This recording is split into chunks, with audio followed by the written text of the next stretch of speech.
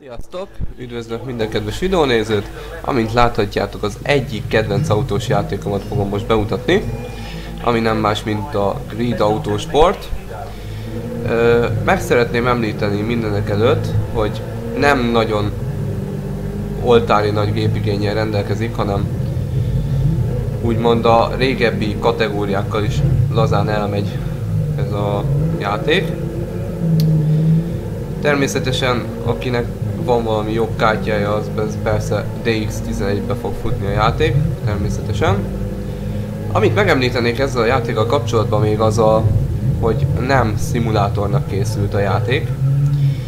Tehát ez annyit jelent, hogy kontrollerrel vagy billentyűzettel jobban tudod irányítani, mint kormánnyal. Én ezt kipróbáltam, tényleg le is teszteltem, sajnos ez így van.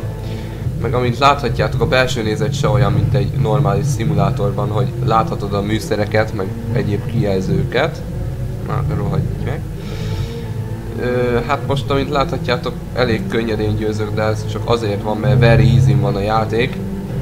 Ha kicsit följebb tenném, mondjuk izére,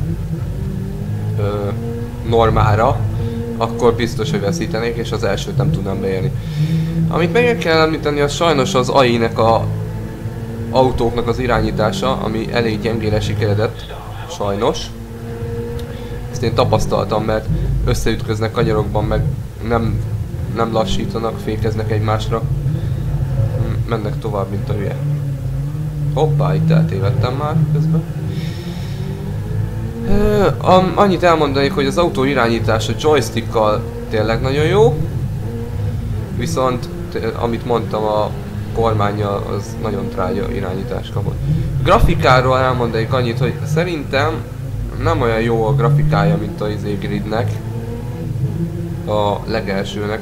Nem tudom, nekem annyira nem jött be. Viszont ha felnézek az égre, amit most nem fogok megtenni, mert versenyzek, ha felnéz az ember az égre, akkor látszik rajta a DX11, mert tényleg nagyon gyönyörűre sikerült. A Gridről még az a híres, az a hírjája, hogy tulajdonképpen a drift is maga beletartozik a játékélménybe, mivel az első részben is tudhattuk, hogy lehetett ilyen pontszerzős pályákon végig menni, és hogy meg lehetett nyerni bizonyos pályákat. Hát ez most sajnos nem kapjuk meg ebben a Gridben. Ez inkább az arcade játékmenetre ment rá sajnos.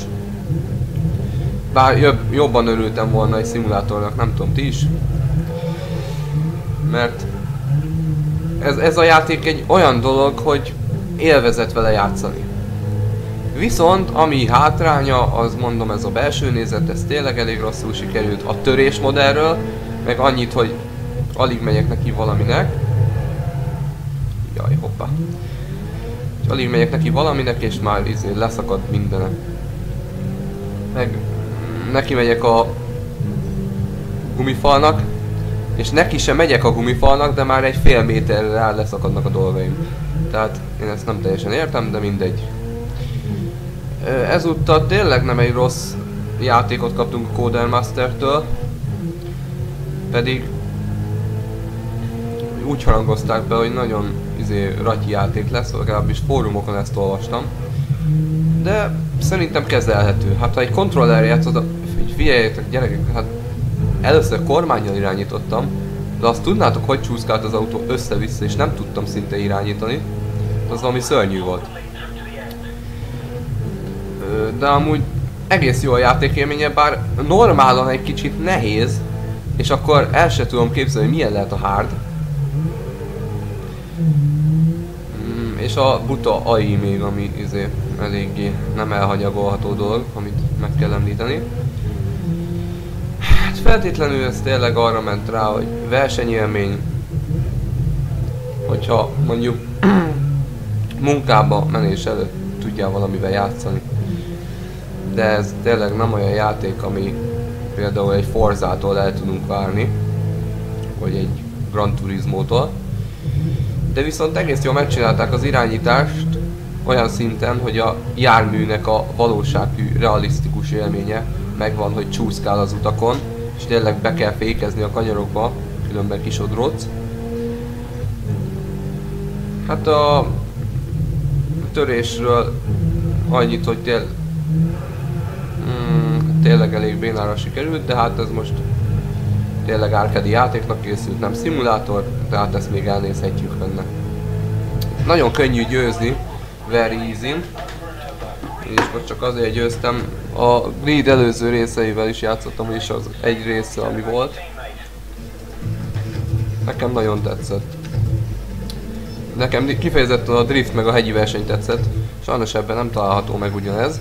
Itt inkább a zárt pályás élményre mentek rá. Nem az, hogy kimegyünk a hegyekbe, azt száguldozunk. Itt is ugyanúgy lehet unlockolni eventeket, ugyanúgy vannak ilyen grid challenge módok, amiket persze bizonyos pont összegyűjtésével lehet unlockolni. Az a csík ott, ami ott van, hogyha eléred a harmadik szintet, akkor unlockol újabb ilyen grid eventeket, ilyen retrós autókkal mehetsz ilyen trupikba. Hát ennyi lenne a gameplay erről a játékról. Nekem tetszett, próbáljátok ki, remélem nektek is tetszeni fog. És jelentkezek majd következő videóval. Addig is sziasztok!